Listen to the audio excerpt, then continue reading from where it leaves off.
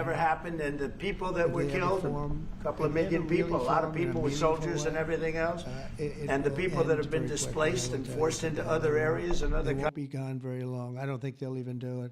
They're virtually afraid to meet. I also remain fully committed to my pledge never to allow the creation of a central bank digital currency in America. It won't happen. My first.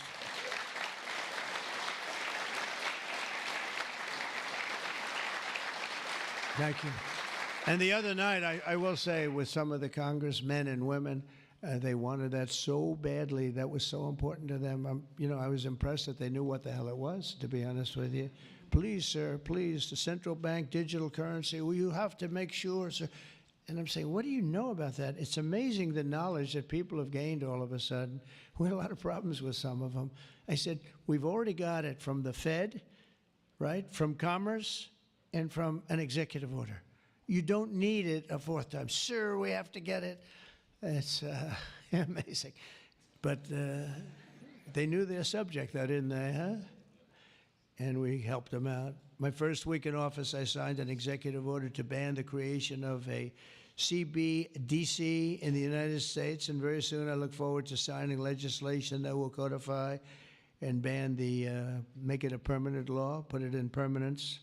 I'm also committed to signing landmark crypto market structure legislation this year to grow the industry. We're going to be growing it even more than people ever thought. It's a really hot industry.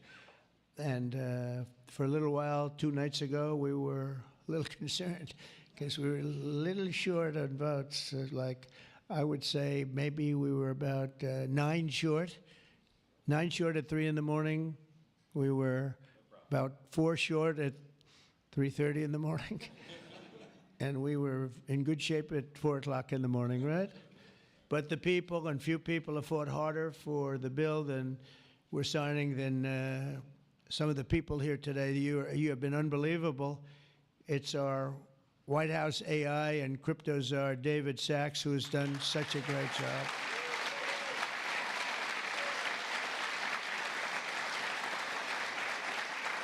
And he has a show now. I've become a showman, but a couple of years ago, right? It's probably 2 years ago now in San Francisco, and I did his show. And I heard he's a very smart guy, and we had a great show. You've kept it going a lot longer, and is that still your highest rated ever show? Oh, he knows what to say. He knows what. He had a rating that he had millions and millions of people. He said, what's going on?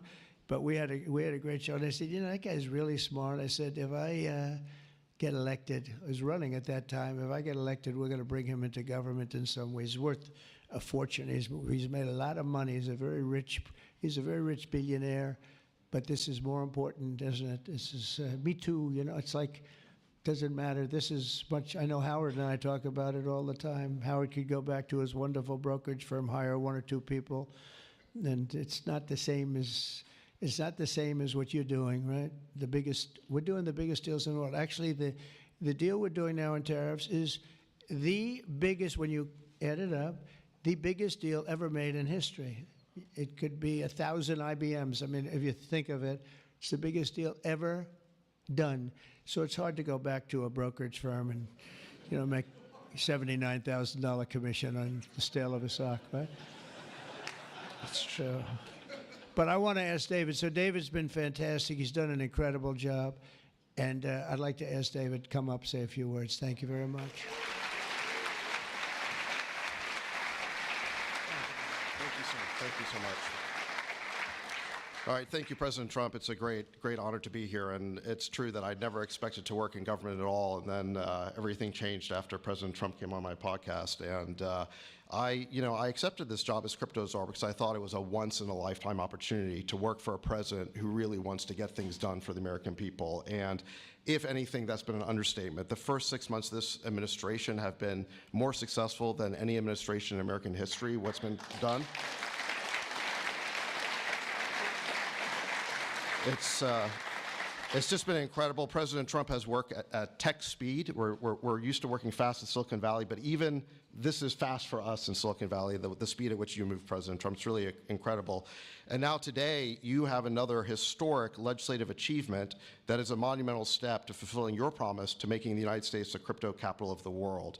This Genius Act will unlock American dominance in the crypto industry by creating clear rules of the road. It will update archaic payment rails with a revolutionary new payment system, and it will extend U.S. dollar dominance, like you said, globally, by creating a digital dollar that people all over the world can use. And for every digital dollar in a crypto wallet, there'll be a traditional dollar in a U.S. bank account, which will create trillions of dollars of demand for U.S. Treasuries. So that is the power of this bill, is U.S. dollar dominance. This is a huge promise made and promise kept by President Trump. And there's just a few other people I'd like to thank. First, my family for being here. Thank you.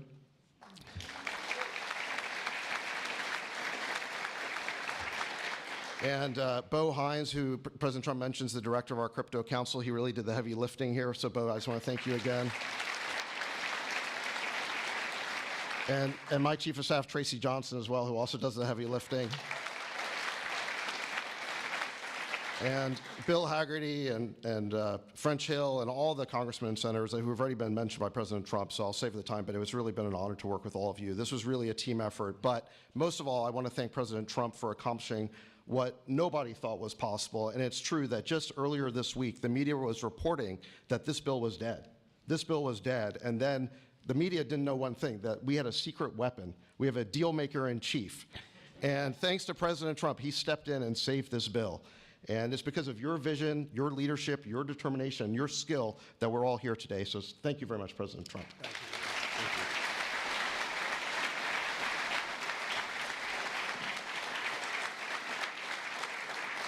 Is that Laura? Please come. Just come here.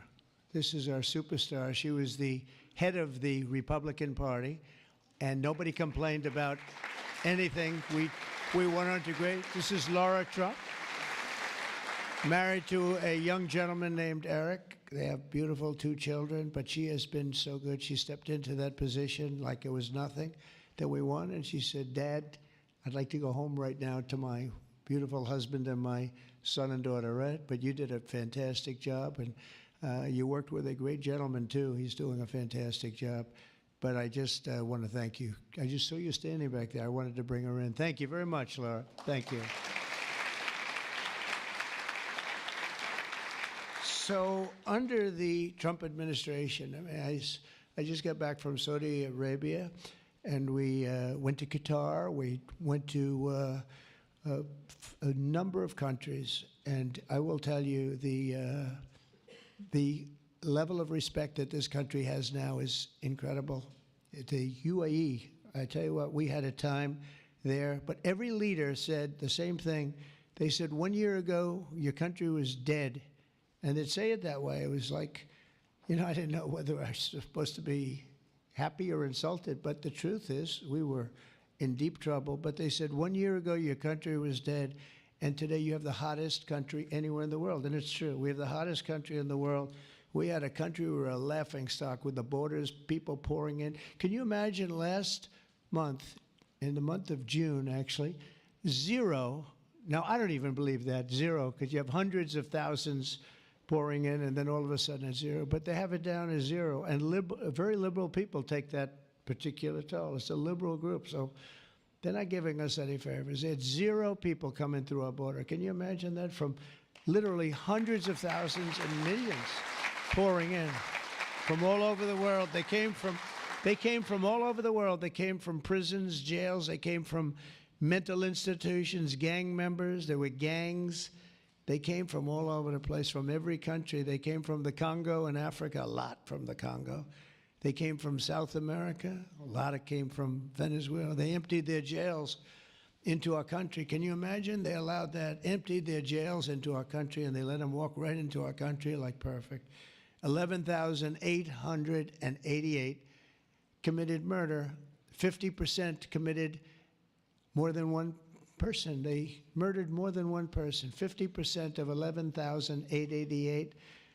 And we had murderers, and we're getting them out, and Tom Homan and Christie are doing a great job. That Tom Homan, I'll tell you, is he central casting or what? And he takes abuse, but they just keep fighting, and they're winning, and we're winning in the courts, so we're winning everywhere. But we've got the hottest country in the world, and you're a big part of it. So the golden age of America is upon us, and with today's signing, the future of crypto and the crypto industry, the U.S. dollar working together, because they really are hand in hand. is going to be stronger and bigger and better than ever before. And I just want to thank everybody, some tremendous people in this room. And maybe when I sign, I'll ask some of our great senators and congressmen to come on up. Some of the top crypto guys, please come on up, because you guys work very hard at this. And we'll sign this, and we'll get on to the next battle, and we'll win. But we're winning all over the world right now. It's not even close, not even close, and we're going to keep it going. Thank you, everybody, very much. Thank you.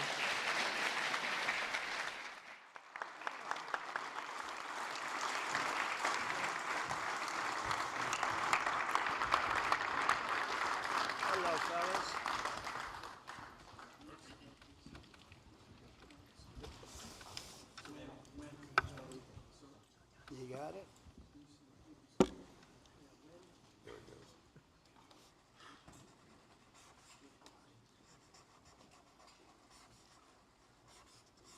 This is not an auto pen, by the way,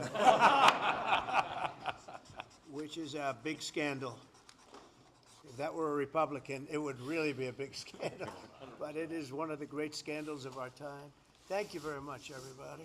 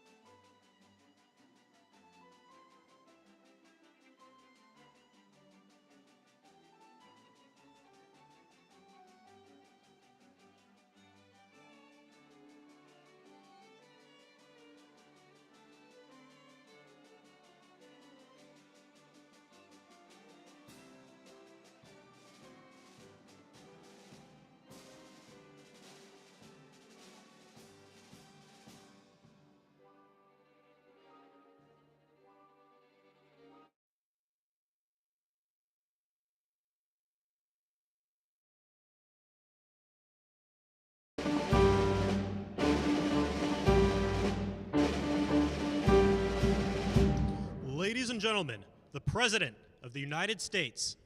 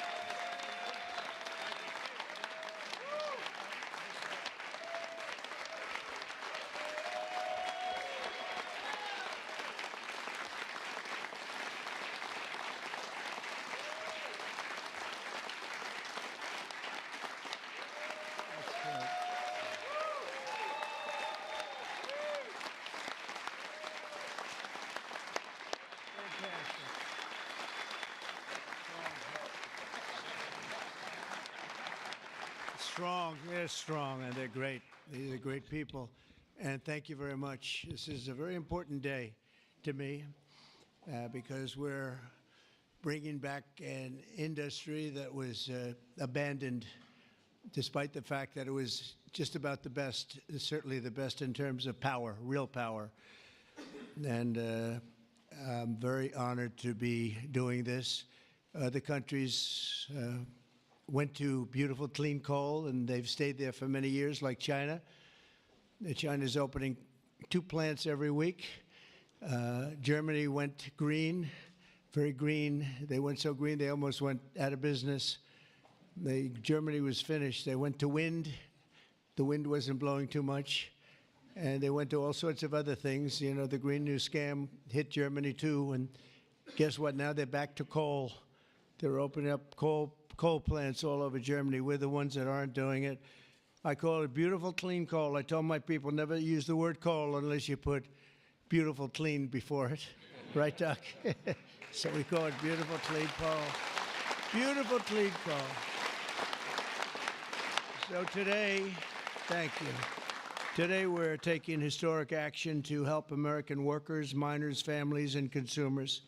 We're ending Joe Biden's war on beautiful, clean coal once and for all. And it wasn't just Biden, it was Obama, and there were others. But we're doing the exact opposite. And all those plants that have been closed are going to be opened. If they're modern enough, or they'll be ripped down and brand new ones will be built. And we're going to put the miners back to work. And I said I was going to do this. And I've said it loud and clear. And it's time to do it. And we need it. And I look at these people behind me. I don't want to have any arm wrestling contests with any of them.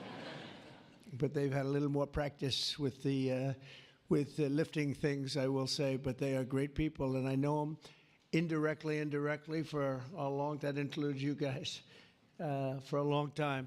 And they're great people and with great families and come from areas of the country that we love and we really respect. And I want to thank Secretary Doug Burgum for doing such an incredible job. From the day I met him, I knew I wanted to have him in my cabinet.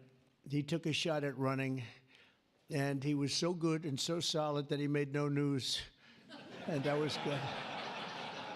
But I saw him, and I saw his beautiful wife, Catherine, and I said that they're going to be a team. They are a great team, and they're going to be working for this country someday. And one of the first people I called after I won. So thank you very much. And along with the Energy Secretary, Chris Wright, and I was going to make Doug, actually, the Energy Secretary. And he said, sir, you have one person who's much better than me at this, Chris Wright. I said, who the hell is Chris Wright? I have no idea who he is. And then I learned that he's the most respected person in the energy business by far, far and away. For Doug to say that Doug's got a big ego, it was very tough for him to say that. Catherine was there, right? Catherine, you said, wow, I've never heard that before. But Chris, you guys are fantastic. Stand up, all three of you, please stand up.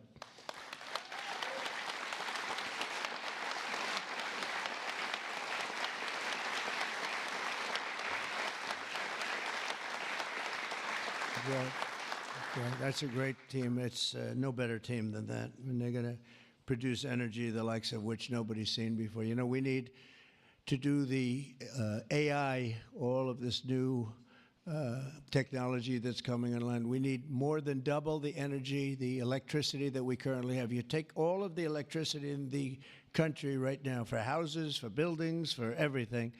We need to more than double it to be number one. We're now way ahead of everybody at AI. China's in second place, but way behind. And they're going to be producing a lot of energy and a lot of electricity for this. And so are we, and we're going to get approvals very fast. And I would say the man that's almost comparable to you in terms of the importance to this, maybe he's even more comparable, I hate to tell you, a guy named Lee Zeldin, who's a friend of mine for a long time. He was a great...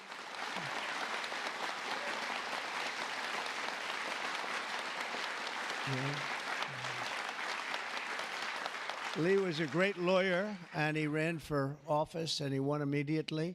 I gave him a very important endorsement.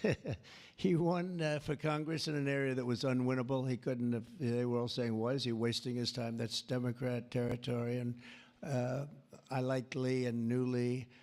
And he ended up winning a seat in a massive upset. Nobody knew what happened, actually, and then he was there for a long time. How many years were you there? 8 years. Was very popular, and then he almost won the governorship of New York, which is lost by a few points, which was an amazing run. And I said, we got to get you in with us in some form, and we did. And he's head of the environmental agency, EPA, and doing a great job. And I said, if we have A nuclear power plant, Lee, can you get it approved in less than a month? He said, what? He said, I'll do it faster.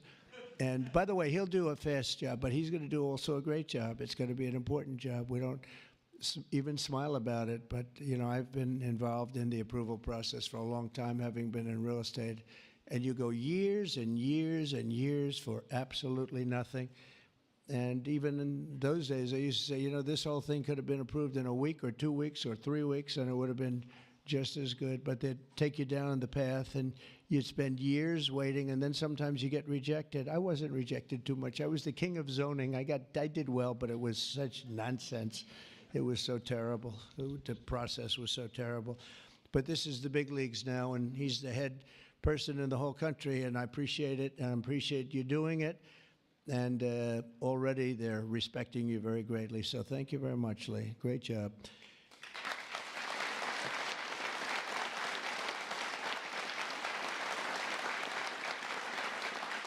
So we have a lot of senators and congressmen and women, and I'm going to just introduce the ones that I see here, because you know, it's always a problem when I do this, because I leave one or two out, and that's the end. I never get their vote again. I never get their vote. It takes years to recover, but we'll give it a shot, because Senator John Barrasso, who's my friend and a great gentleman. Thank you very much, John, for being here. Thank you, John. Cynthia Lummis, fantastic woman who believes like I do, and she believes like I do in these people, right? She believes in them maybe even more than I do. That's pretty good from day one. Thank you, Cynthia. You're doing a fantastic job. Kevin Kramer, my friend. Where is Kevin? Because Kevin, I think he was here, because he had a problem, and I just will pay my respects. He wanted to be here so badly, but he had a difficult problem that he's working through, and we all love Kevin. John Hoven. John, thank you very much. Thank you very much. Go ahead.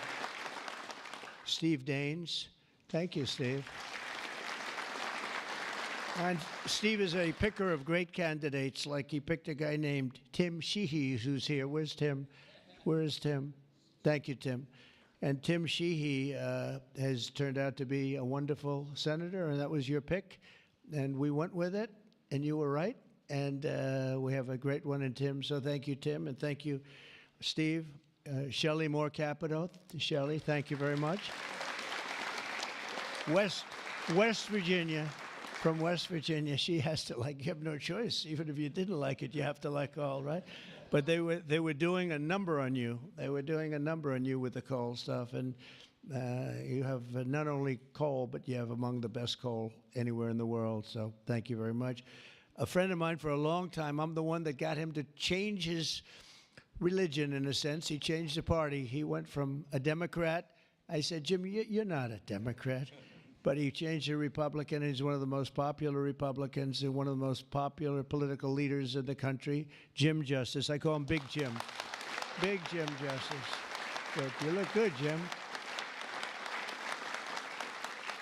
And he was in the business. And so am I doing the right thing? You would know better than anybody in this room. Am I doing the right thing, Jim?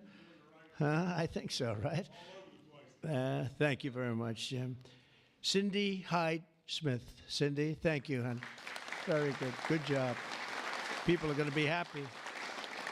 And all friends of mine. Mike Lee. Mike, thank you very much. We have a lot of people from Congress, congressmen and women, representatives. Morgan Griffith. Morgan, thank you. Thank you very much. Bruce Westerman. Bruce, thank you, Bruce. Bob Latta. Bob Latta. Thank you, Bob. Good job. Troy Balderson. Troy, haven't seen you in a long time. Since that early race, I endorsed him before anyone knew who he was, and he ended up winning. That was another surprise, right? That was a long time ago. Yep, you're doing a great job. Thank you very much, Troy. Carol Miller. Carol, thank you. Carol, West Virginia. Riley Moore. Riley. Hi, Riley. Thanks. Mike Boast. Mike, thank you very much. Troy Downing. Troy, thank you. Oh, he has something. What is it, coal? Is there coal in that bag? Huh? I like it. I'll take it right now. Thank you very much. Hal Rogers. Hal, thank you. Thank you, Hal. Andy Barr. Thank you, Andy. Good luck with everything. I hear good things. Troy Downing. Troy, thank you. Thank you. Thank you. Thank you very much, Troy. Hal Rogers. Oops. Harriet Hageman. Harriet. Hi. How are you, Harriet?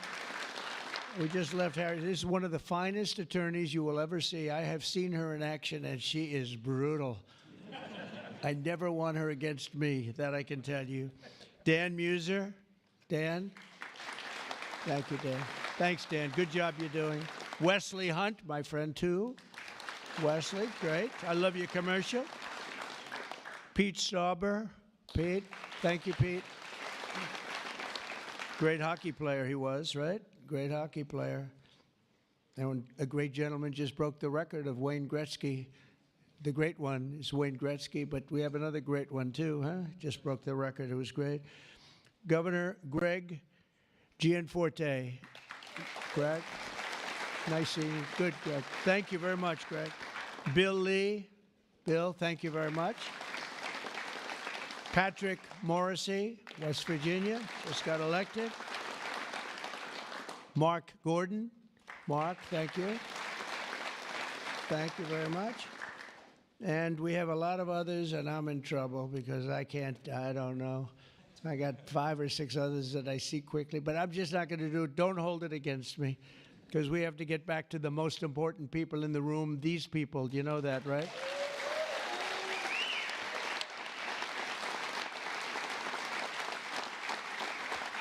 So the energy workers and the coal miners in the area that I'm standing on, and that's a lot of weight on this platform, so I don't know what's going to happen. I hope it's structurally designed for you guys. I don't know. But we have just really well-deserving, great American patriots, and it's such an honor to be here and making such a big move, such a bold move in energy. Because, you know, for years, people would just bemoan this industry and decimate the industry for absolutely no reason, because with modern technology and all of the other things that we do, it's one of the great forms of energy. That's why other countries, leading countries, are using it, some exclusively. For 4 long years, Joe Biden and congressional Democrats tried to abolish the American coal industry. They did everything in their power while he was awake, which wasn't much, shutting down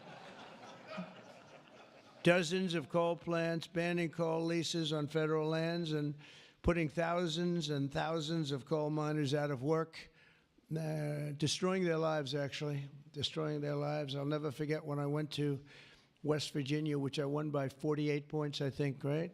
Big Jim, I won by 48 points. But in the first campaign where Hillary Clinton was about 4 states too early, and she was talking about how bad coal was and how they were going to teach coal miners how to make widgets and gadgets and technology, which they didn't want to do. They want to mine. One thing I learned about the coal miners, that's what they want to do. You could give them a penthouse on Fifth Avenue and a different kind of a job, and they'd be unhappy. They want to mine coal. That's what they love to do. And she was going to put them in a high-tech industry where you make little cell phones and things. I don't know. Do you think he'd be good at that? I don't know. I would be. You don't want to be. And she was brutal about 3 weeks before, but then she had a problem. She went to West Virginia looking for votes, and that was a bad situation. You remember that? And there was a coal miner around the table with his family, and he was in tears because of what they had done to him and his family. And I hope he's still around, but that man made quite an impression on the world and the public. And we ended up winning in a great election, but we ended up winning by a lot. The Democrats' Green New Scam killed jobs and sent prices soaring here in America. But meanwhile, China opened 2 coal plants every single week, and other countries likewise went very strongly back into coal. Some of them never got off. Those are the ones that didn't have the problems. The Biden energy policy was to put America last. We want to be last. We got to be last. Not a good policy. Under my administration, we're putting America first. It's very simple. America's always going to be first. On my first day in office, I terminated the Green New scam. I declared the national energy emergency and withdrew from the unfair, one-sided, and extremely costly to the United States only Paris Climate Accord.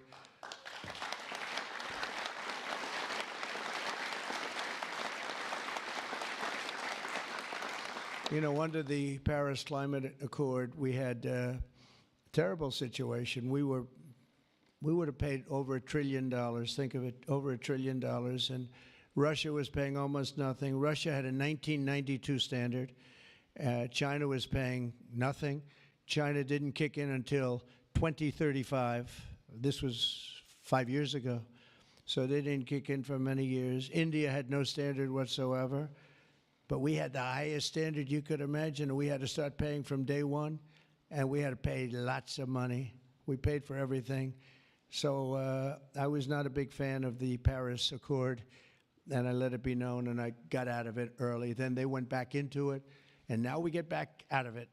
And hopefully we can be there for a long time, okay? A long time, because it was a scam to take money away from the United States and actually hurt us very badly with coal and with other things. Now, under the executive order that I will sign in a few moments, we're slashing unnecessary regulations that targeted the beautiful clean coal. We will rapidly expedite leases for coal mining on federal lands, and these two gentlemen are going to do a real job of it. You've already started.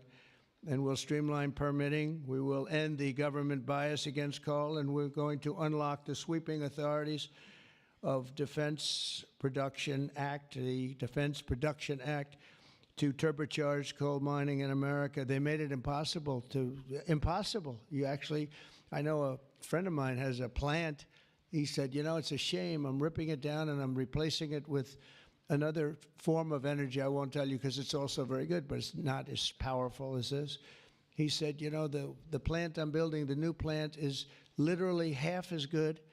It's no less, you know, it's not probably even as good environmentally, but he said it produced half the power for more money, much more money. It'll never compete with that beautiful plant I have down the road, which was really a modernized coal plant. Well, he'll be happy to know that he can open that plant up very quickly, and it's going to produce a lot. But he was complaining. He said, this is so much better. He wasn't doing that as politicking me. He was doing that because that's what he felt. And he knew every form of energy. We talked about that. He knew every form of energy. But our government is going to do something that's very different. And I don't think even you two know about this. This was my idea from about 15 minutes before I got up here. We're going to guarantee that we have a strong business for many years to come, that your coal companies and your miners don't get all excited about their jobs, and then should a radical left liberal become president, they end the business right away, and somebody's built a plant and spent hundreds of millions of dollars in building a plant, and the plant is going to be closed because a Democrat got in or a liberal got in. They're opposed to coal, and Republicans are very much for it, clean coal. And we're going to give a guarantee that the business will not be terminated by the ups and downs of the world of politics. So should somebody come in to this very important office and say, oh, well, you spent hundreds of millions of dollars and you guys have given up your life because you want to be in coal, and then all of a sudden you don't have a life anymore because it's what you know the best. That's not going to happen. We're going to give a guarantee that it's not going to happen, so that if somebody comes in, they cannot change it at a whim. They cannot just going to go. They're going to have to go through hell to close you up. All right, so that's pretty good. We're going to give that in the form of a guarantee that we're writing on right now structurally and from a legal standpoint. So your investments are going to also be protected.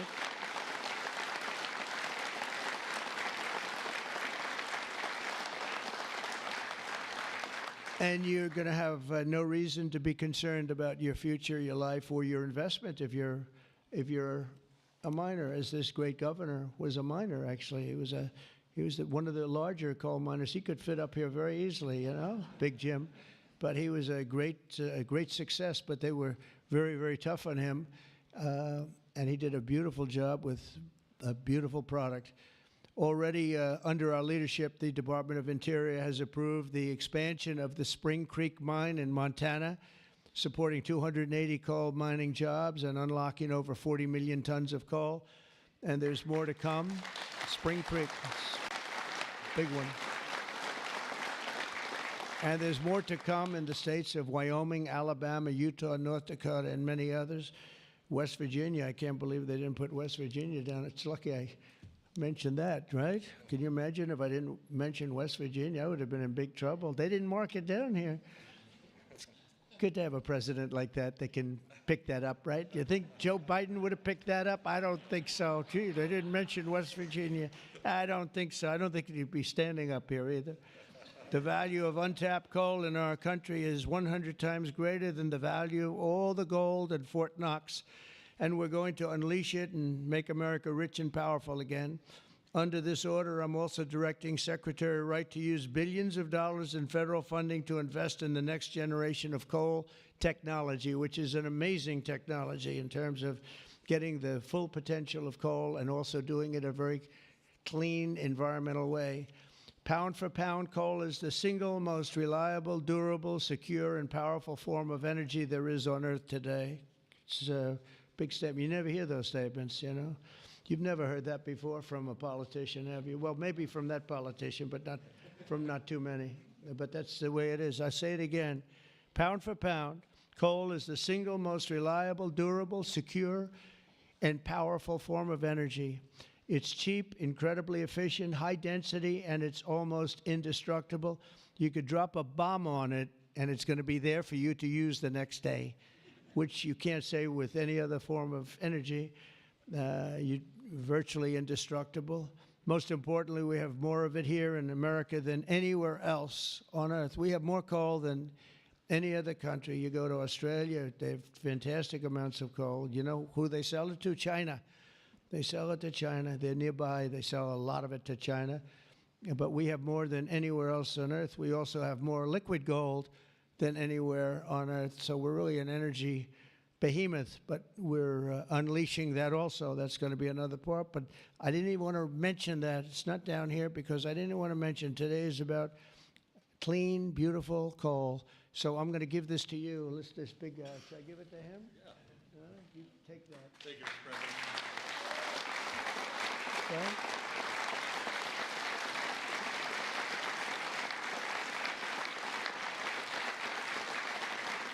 For example, we believe it's possible to extract enormous amounts of critical minerals and rare earths, which you know we need for technology and high technology in the process of coal mining, making in America the mineral superpower of the world, actually.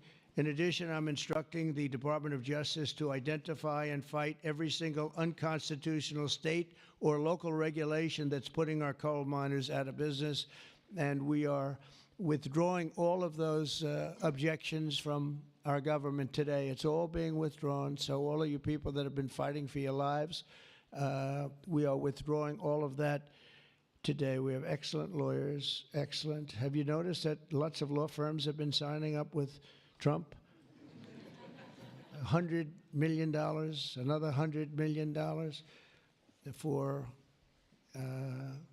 damages that they've done.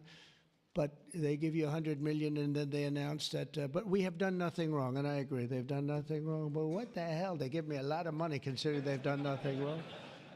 And we'll use some of those people, some of those great firms. They are great firms too. They just had a bad moment. But we're going to use some of those firms to work with you on your leasing and your other things. And they'll do a great job. I think they're going to do a fantastic job. And for those of you that want to know the tariffs, you've been hearing about tariffs, we're taking in almost $2 billion a day in tariffs. $2 billion a day. And we're doing very well.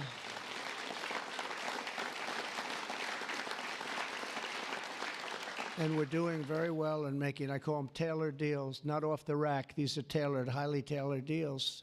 Right now, Japan is flying here to make a deal. South Korea is flying here to make a deal, and others are flying here. I mean, my only problem is I'm not sure I have enough. We're going to have to use those great law firms, I think, to help us with that. But we're going to probably do that, actually. We're going to use them, and we're getting them for the right price because we need a lot of talent. We have a lot of countries coming in. They want to make deals. If I told them about making those deals 2 years ago or 3 years ago or 5 years ago, they'd be laughing at us. Now they're all signing up. Mike, you know that. So it's going to be a great thing. But we're think of that, $2 billion a day. That's a lot of money. That's a lot of money even in the coal business, isn't it? Huh? It's a lot of money. And America's going to be very rich again very soon. You're going to see that happening. You see it all along. And it's so that whole situation that, it was somewhat explosive. But if we didn't do that, we wouldn't be talking the way we're talking right now. It's been amazing what's happened. Sometimes you have to mix it up a little bit, but we've had great consideration. We've had talks with many countries, over 70. They all want to come in. Our problem is can't see that many that fast. But we don't have to because, as you know, the tariffs are on and the money is pouring in at a level that we've never seen before. And it's going to be great for us. It's going to be great for other countries. We've been ripped off and abused by countries for many years with the tariff situation. They've used tariffs against us. We didn't use tariffs against them or in any way. I mean, we just didn't use them of any monumental proportion. And so we are doing it now. We have tariffs on cars. We have tariffs on lumber, tariffs on steel and aluminum. Steel plants are going up because of it all over the country. We have 25% tariffs on steel and aluminum. And I think the steel workers like me even more than the coal miners like me. I'm pretty sure that that's true. We have, instead of having no steel business, I put them on originally in my first term. We wouldn't have had one steel mill in the United States if I didn't do that. And now we upped it, and we not only are we taking in a lot of money, but we're protecting our workers, our steel workers. We're protecting our steel industry. And one thing that steel and things like steel you need, because you need it from a defense standpoint. You need steel for your tanks and your planes and your everything. And certain industries you can get away with not having, but others you need, and steel is one you need. So I want to let you know that's in full force and effect. And literally as we speak, I spoke to executives in the steel industry over the last few days, and they're all coming in to build plants in the United States of America, because if you build them in the United States, you have no tariffs to pay. There are no tariffs to pay, zero. If you build them outside using outside labor and hurting our businesses, and you send your product in, you have to pay a price for that, and they will be having tariffs, as you know. It's an amazing thing. This has been something used against us for many years by other countries, China in particular, but others, not just China, others, and taken advantage of us, ripped us off, and left us for dead, frankly. And I believe if I didn't become your president, I believe that this country would have had problems like they've never had before, because it was serious damage in so many other ways, not only the border where people came rushing into our country from prisons and jails and mental institutions, murderers, drug dealers, and some vicious criminals. 11,088 murderers came into our country. We have to get them out. We're getting them out. 11,088. Of that number, half committed murder on more than two people. And this is what they allowed into our country with their open border policy of lunacy.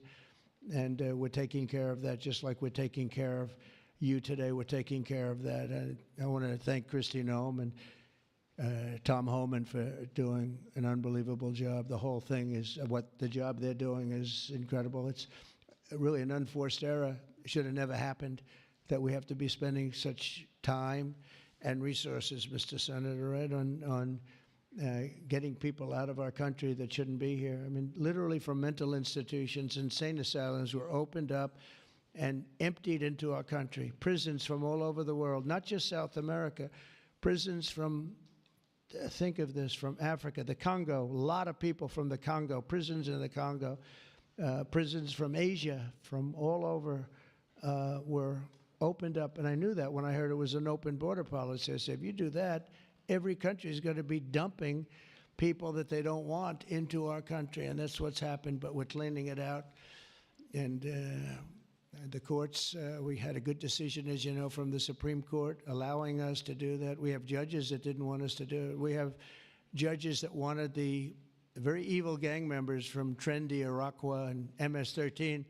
They didn't want them taken out of the country and put in very powerful prisons. When you look, you've all seen those clips, pretty amazing clips. But I want to thank El Salvador. They've done an incredible job.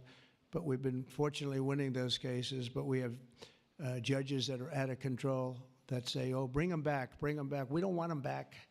We don't want them back. Can you imagine? You spend all of that time, energy, and money on getting them out, and then you have a judge that sits there, a local judge who sits there, federal judges, sit there and says, no, bring them back. One was brought back, or they want to bring him back because he wasn't a member of Tren de Iroquois. He was a member of MS-13, which is just as bad. So they misidentified him, but it sounds to me like he was a member of MS-13, so they want him brought back because he wasn't treated properly. It's, we got to be smart. Our country's got to get a lot smarter than it is, but we have to give the people that are empowered to do this kind of work, and it's not pleasant work. We have to give them the option of making our country great again, and that's what they're doing, and I have great respect for those people. And they're doing it out of love. They could get a much easier job. They're doing it out of love for our country. It's so important, just like I'm doing this with coal today for love for our country. Earlier this afternoon, I signed another executive order to strengthen our electric grid by ensuring that coal-fired power plants are always available to meet surging demand for electricity. Unlike wind and solar, coal plants can run 24 hours a day in rain, sleet, or snow, and you will not be subject to the incredible blackout situation that's taking place in California, where they have blackouts all the time. It's an amazing thing with California. They have blackouts and brownouts at levels that nobody's ever seen before. And all they want to do is keep going the way they're going. And they're doing a very poor job. As you probably heard, I released billions of gallons of water going in from upstate California, from the most northern parts of California. Probably comes in from Canada to a certain extent. Thank you very much, Canada. We appreciate it. And I released it. It was being sent out to the Pacific Ocean. I've been working on Gavin and some of the politicians for years, and they didn't want to do that because they were protecting a smelt, a fish that was perhaps in trouble, but it's not unique to that area. And because of that, you had numbers, you had fires. Nobody's ever seen anything like what happened. Think of what it would have been like if you had fire hydrants that had water in them, if you had sprinkler systems in houses. A lot of these luxury houses where they had beautiful sprinkler systems, there was no water. They had no water to put out the fires. Water is very good for putting out fires, you know. They just didn't learn it. But we now have millions of gallons, billions actually, they say, of gallons of water pouring into California from the Pacific Northwest, I guess they would say, mostly Pacific Northwest, but other parts of the northern sections of California and beyond. And it's a beautiful thing to see. I saw a picture of it this morning. The water's just flowing down there. I said, why didn't they do this? I told them to do it my first term. I said, do it. And I don't know. I think the second term is just more powerful.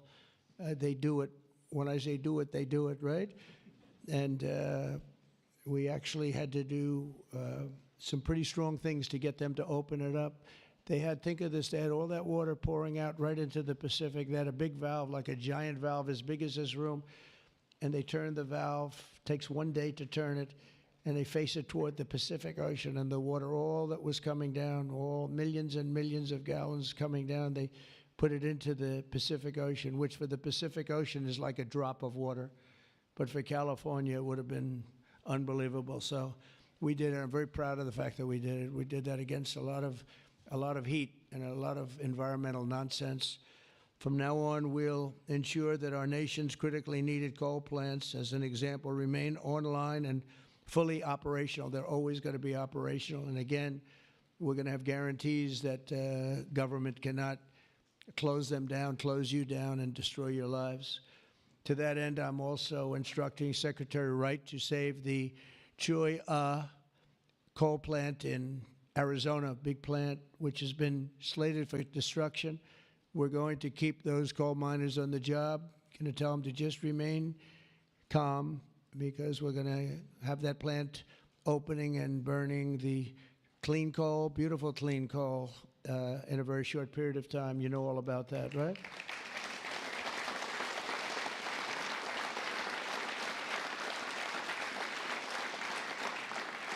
That's a big one. As part of our historic deregulatory efforts this afternoon, I'm also granting immediate relief to 47 companies operating 66 coal plants, very big ones all over the country, recusing and making them available for coal production almost in the immediate future. But we're going to be crushing Biden-era environmental restrictions. These are restrictions that made it impossible to do anything having to do, frankly, with energy, even beyond coal. It's really beyond even coal. We have clean air, we have clean water, and now we have clean coal. And at the same time, we're going to do other things and with other forms of technology and also energy, like our country has never really seen before and never been known to do before, because of all sorts of restrictions having to do with the Green New Scam, which, by the way, was devised by somebody that never even studied. You know that? They never even studied anything to do with the environment. It was a young congresswoman. She came up with the idea. And based on that, I guess we only have, well, actually, we should have all been gone, because they gave us only a few years left on Earth, right? Right, Greg? We were going to be gone. We're all going to be gone. The environment, no. What they have to worry about is the nuclear heat. They don't have to worry about environmental heat. They have to worry about nuclear heat. And if we're smart, we're working on that right now with others having to do with Iran and some other countries. But that's the heat you're going to have to worry about. You don't have to worry about the air is getting warmer. The ocean will rise 1/4 of an inch within the next 500 to 600 years, giving you a little bit more waterfront property. They say this is going to. These guys can handle that. The nuclear, we have a bigger problem with, right? So we're going to make sure that that's safe. We're going to make sure that that's safe. With us today are some of the amazing workers who will benefit from these policies, the policies that we're doing and so proud of doing, including Jeff Crow, a miner from West Virginia. Jeff, would you come up and say a few words? Jeff, come on up here, Jeff. Thank you.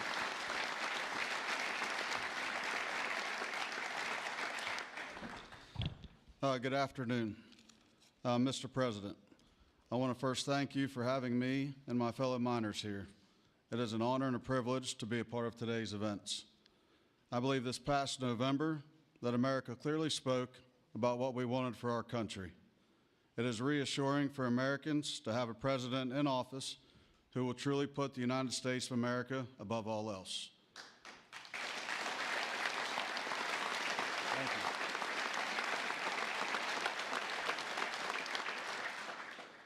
With putting America first, you have spoken numerous times about energy independence. I believe most don't understand the importance of that. Coal is one of the major factors in energy independence and accounts for a large portion of America's energy. Coal is one of the most reliable and cheapest forms of electricity. For too long, coal has been a dirty word that most are afraid to speak about. Most of those that would speak negatively about coal do so from an uneducated standpoint. Many are unaware of the engineering and technology that are used in today's mining to create a clean, energy-efficient product. All of this is done while using the safest practices in the industry. Speaking for West Virginia, Coal provides approximately 50,000 jobs for those that work in the mines and the businesses that support them. It also accounts for over 50% of West Virginia's export product. To name a few, we employ engineers, teachers, physical therapists, accountants, truck drivers, high school and college graduates. All of these occupations and graduates have turned to the coal industry to provide a better way of life for them and their families. Everyone in our industry works long hours and days to provide a reliable energy product, and too many times it goes unnoticed. I've personally worked in the industry for 23 years. I choose to do this daily to provide my wife and children with the life that they deserve. Prior administrations have done all they could to eliminate the coal industry. Sorry, one second, I'm getting there. In my opinion, they have done so with an unethical and uneducated approach. But we are still strong, we are still here, and we are still needed in order to make America great again.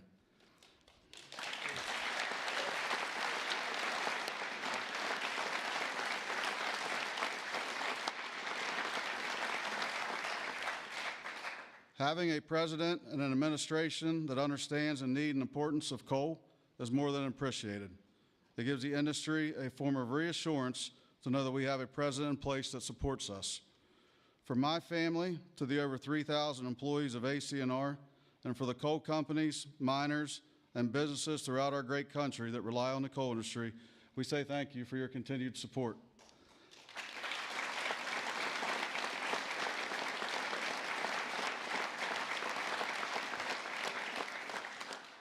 I personally thank you for what you do for our country and for our industry. It has been my pleasure to be here today to help you usher in the golden age of America. That's great. Thank you.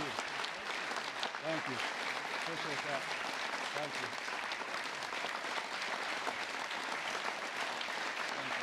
Thanks, sir. Thank you.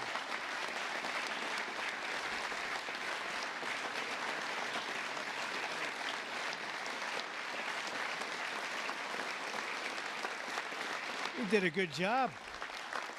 Let me have that speech. I want to have that. Yes, sir. You know, he had a couple of good lines in there when I came up. No, actually, what I want to do, I'm going to sign it for you because I mean, he worked hard. Look at it, and look how good his eyes must be to read that. I lost it once. And hopefully you can sell it tonight for a lot of money.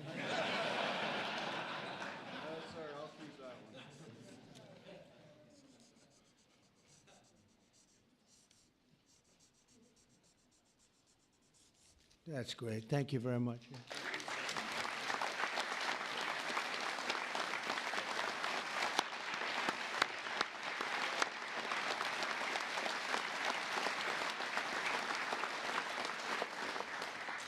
Thank you very much, Jeff. And also with us is Tony Campbell of the East Kentucky Power Cooperative. And Tony's quite a gentleman and very respected in the industry. Come on up, Tony. Thank you.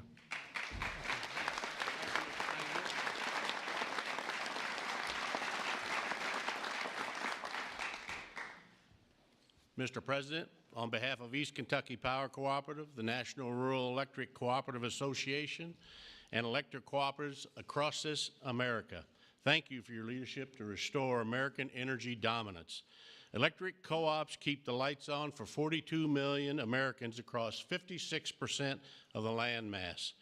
We are owned by the communities and businesses we serve and provide electricity to growing communities, new data centers, and manufacturing plants. Mr. President, electric co-ops are powering America, and we are proud to partner with you and your administration to power America into the future.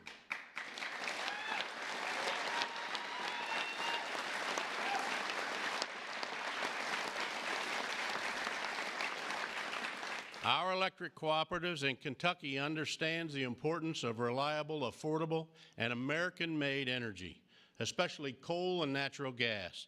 Coal fuels most of the electricity generated by our cooperative. America must keep coal plants open and running to ensure reliable electricity when we need it most. To meet growing demand over the next decade and ensure fuel security, America will need more always available electric generation power. such as coal. And we want to recognize the hardworking American men, women that support our mission. To all America's line workers, our coal miners, thank you for your dedicated service to our country.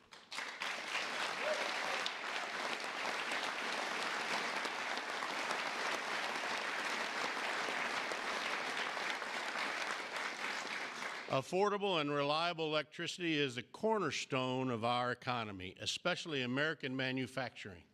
However, too many government leaders have pushed policies that have made our electric grid significantly less reliable and our energy too expensive. That begins to change now.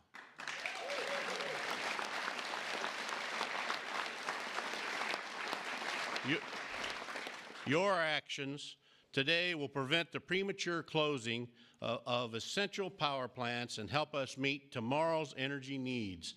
And they will help us continue to deliver reliable, safe, and affordable electricity.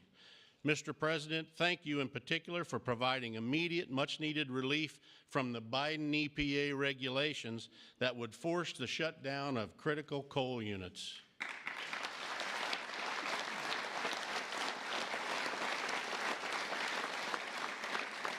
Finally, I want to say congratulations on the all-star energy team you've assembled. Electric co-ops have already been working with Secretaries Bergrum, Wright, and Rollins, and Administrator Zeldin, and we are excited for all we can accomplish together. Mr. President, thank you again for your actions today and for your support for the electric cooperatives as we work to keep the lights on in America. Thank you, Mr. President.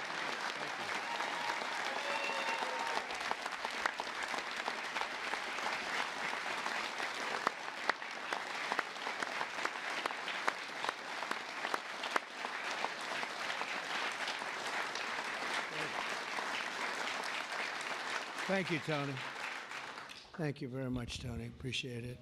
Every day under the Trump administration, we will continue to lower costs for American families, create jobs for American workers, and very importantly, unlock unlimited amounts of affordable American energy, including, as I said, and I'll say for the last time, beautiful, clean coal.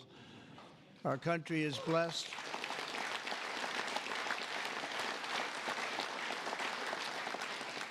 Our country is blessed with the most abundant natural resources on earth, as nobody has what we have.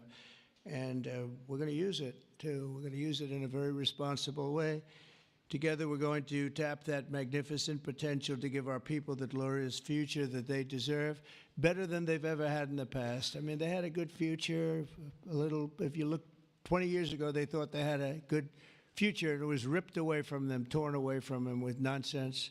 And we're not going to let that happen. This is going to be a glorious future for them. And I want to thank everybody for being here. And I want to thank you and you and you and that whole group and our senators, by the way, and our great congressmen and women for being here in such a large number, because you've been helping us make these decisions. These are big decisions, and this is a really big one. And this is one that's going to be, I think we're going to look back and with great pride at what we've done today, not just in putting people to work, but at really reawakening our country. And thank you very much, and thank you all for being here. Thank you very much. Thank you very much.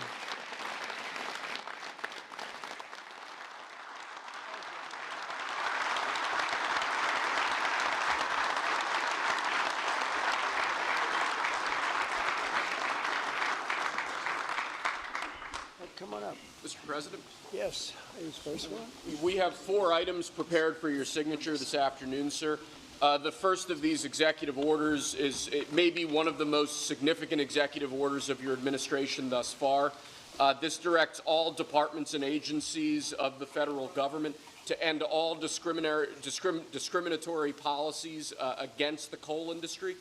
This ends the leasing moratorium that prevents new coal projects on federal land, and it's going to accelerate all permitting and funding for new coal projects to allow the coal industry to flourish under your leadership, sir. That's great. Thank you.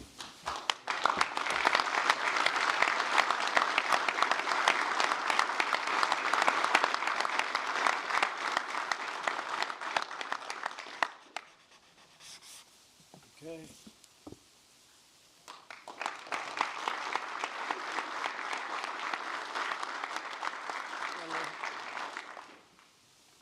Sir, there are currently dozens of coal plants in America that are in imminent danger of being forced to close based on unscientific and unrealistic policies enacted by the Biden administration. What we're going to do is essentially impose a moratorium on those policies taking effect to protect coal plants that are currently operating, to ensure that they're able to continue producing power and continue providing jobs to Americans in the coal industry. Right. Thank you very much.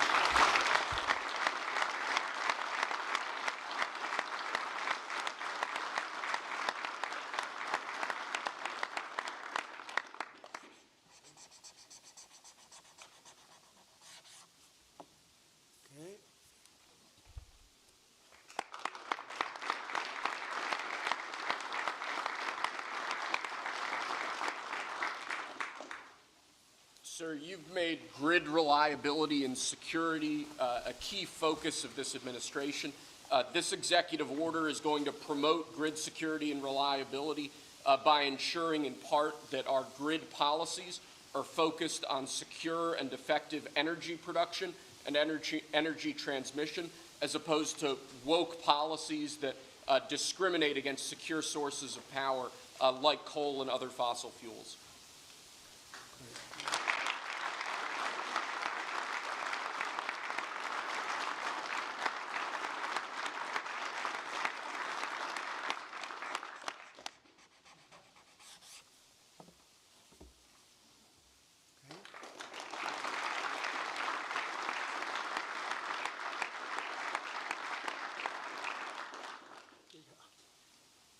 Lastly, sir, one of the biggest problems we have in this space is Democrat states, radical leftist states, enacting policies and enacting an agenda that discriminates against coal, against secure sources of energy.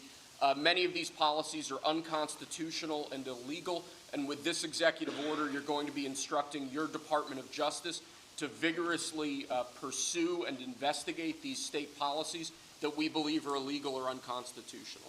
Good. Thank you.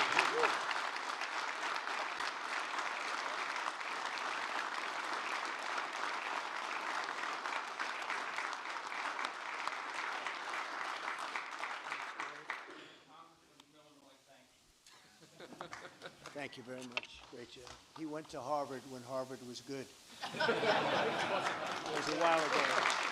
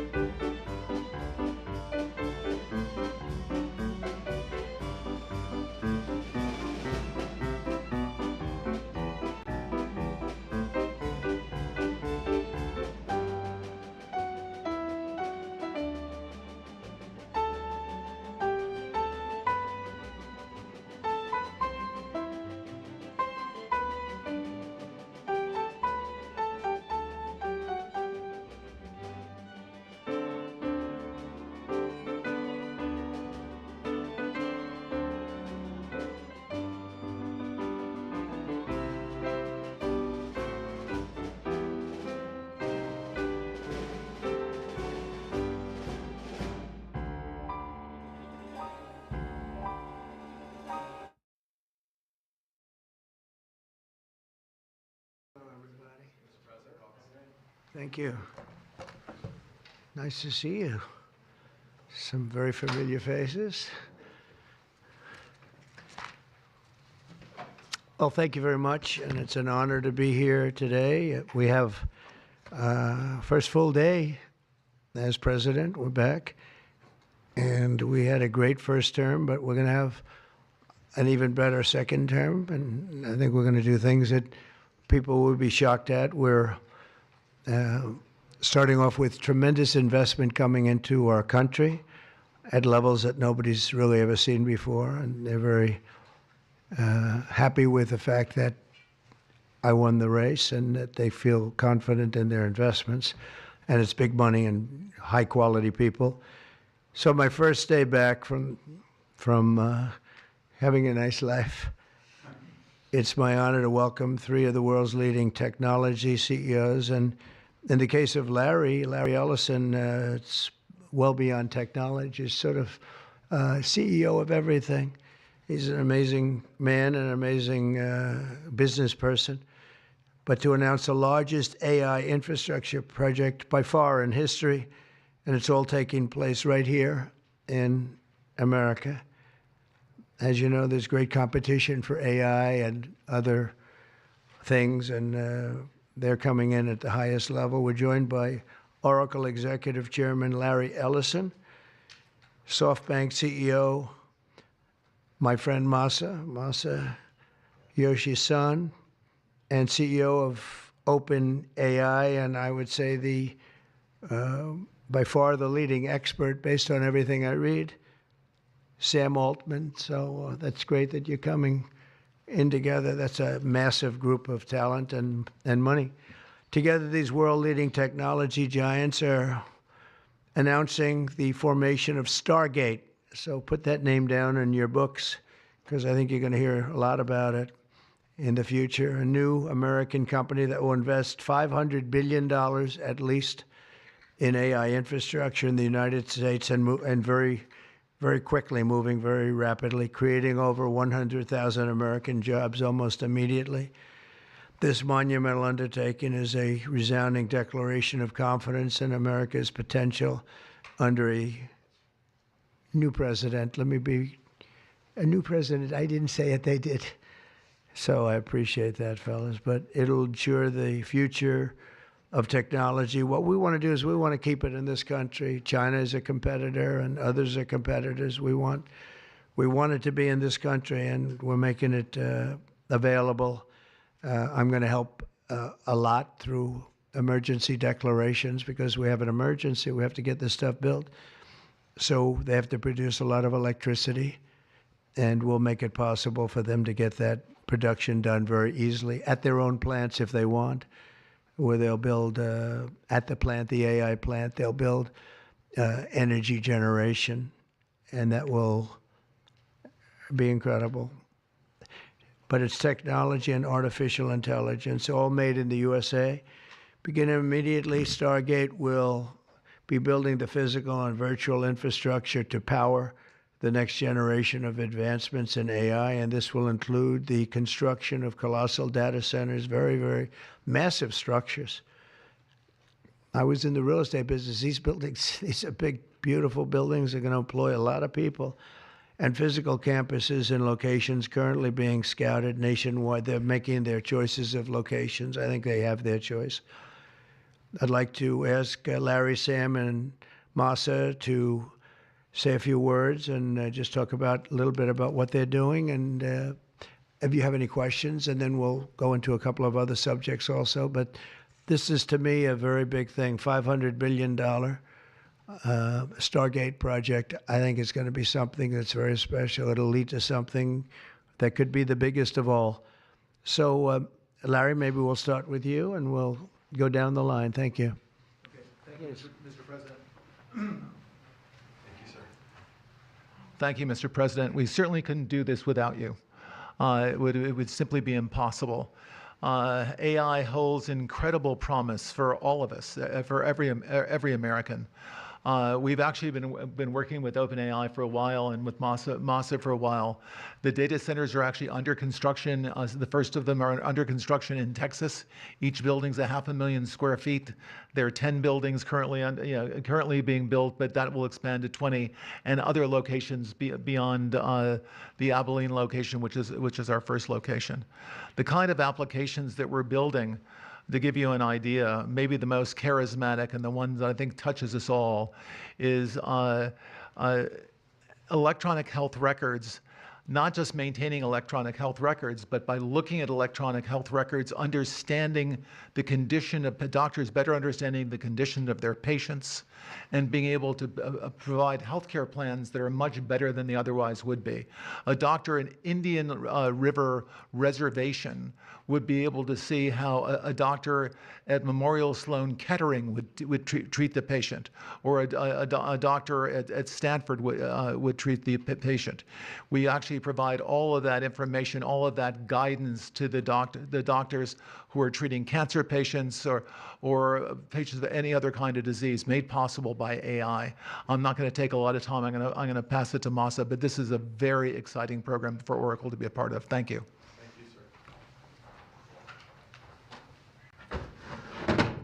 Thank you. That would be helpful. That's good. That's great. I feel tall now. Thank you. Well, Mr. President, last month I came to celebrate your winning and promised that we will invest $100 billion. And you told me